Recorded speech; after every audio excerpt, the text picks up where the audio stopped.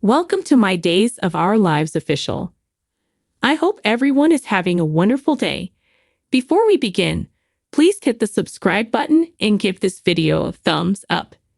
Steve enters Kayla's office as she requests to be informed of Sarah's test results and places an urgent order.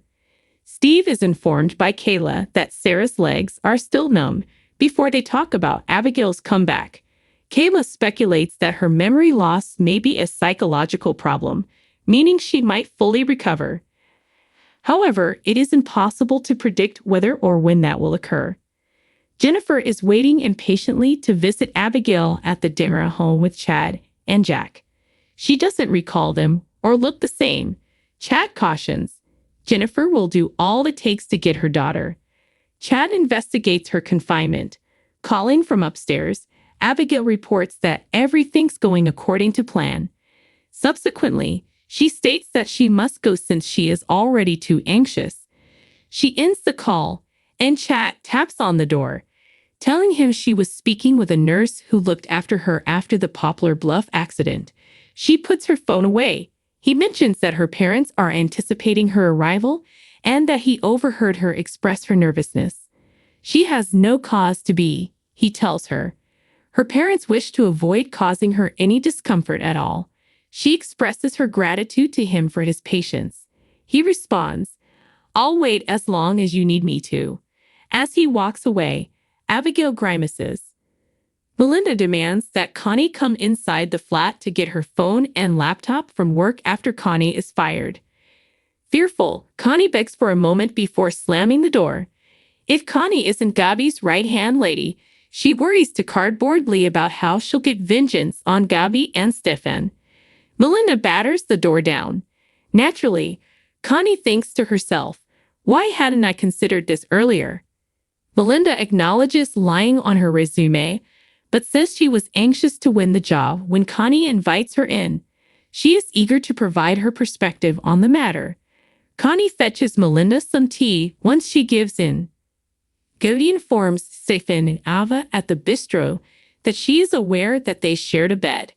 At work, Connie heard Ava discussing it with someone. They maintain that Connie was in error.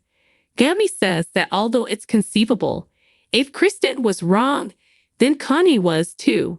Gabby informs Ava she's lost her job and tosses her drink at Stefan. Ava lost when she forced Kristen to choose between them. Gabby screams at Stefan as Ava runs off. Abigail arrives in the living room after getting dressed. Jennifer extends her hand to touch her face while fixing her gaze on her eyes, but then pulls it back. "This is not my kid," I said.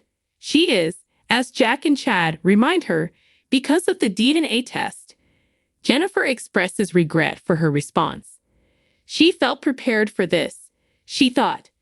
She didn't feel anything, however, unlike how she assumed she would still know her and feel a connection. Weeping, she flees the room. Abigail, rattled, heads back upstairs. Jack is told fiercely by Chad that they must contain the damage or they would permanently drive Abigail away. Later, Jack and Chad reach a consensus over their choice. Although Jack wouldn't pick it, it's the correct thing to do. Jennifer comes back and apologizes for leaving.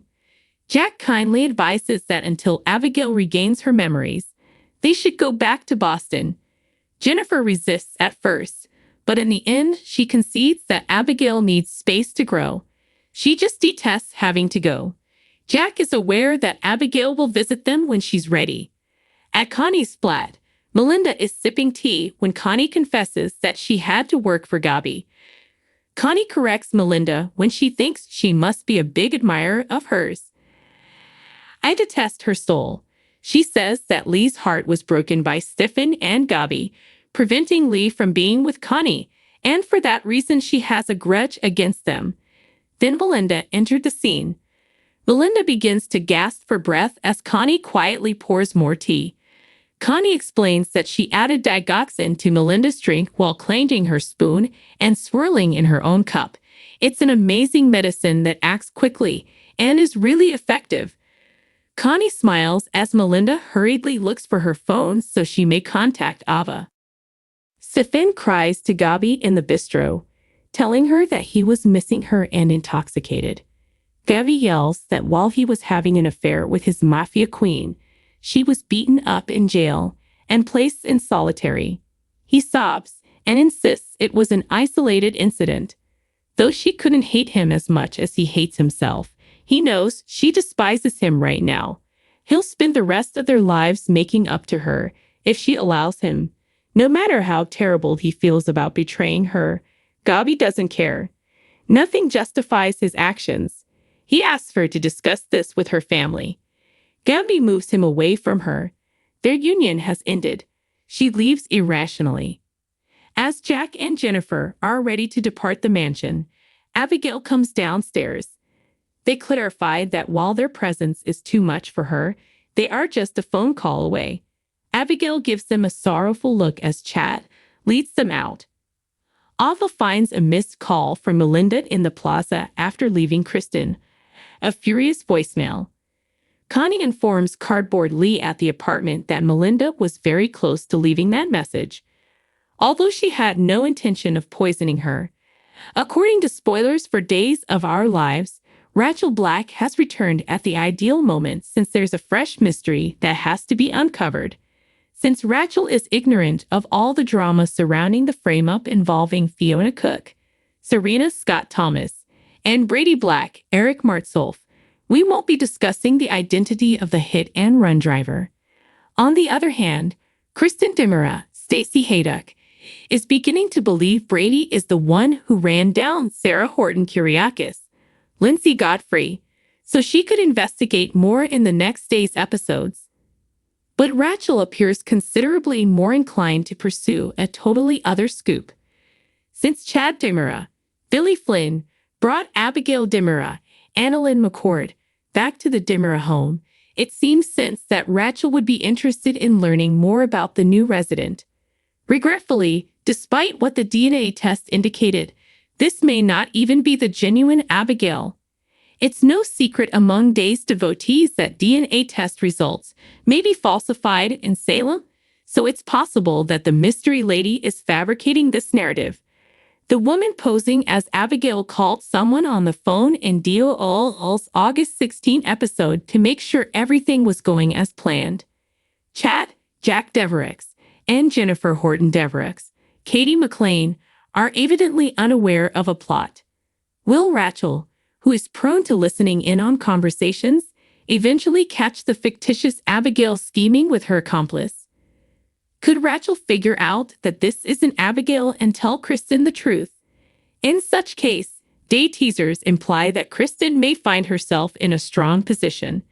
Perhaps Kristen could get Rachel to remain silent and somehow use this entire situation to her advantage. Maybe Kristen might use this as leverage to gain something from false Abby in exchange, as she always wants to be in control and often turns to blackmail. Since Kristen and Chad don't really know one another well, she could be okay with pretending to be Abigail lying to him if it benefits her. According to spoilers for Days of Our Lives, depending on how things work out, Rachel and Kristen could get updates on a major secret. Stay tuned for more predictions on all the intrigue. Thanks for watching if you liked this video, so please don't forget to subscribe my channel and don't miss any update.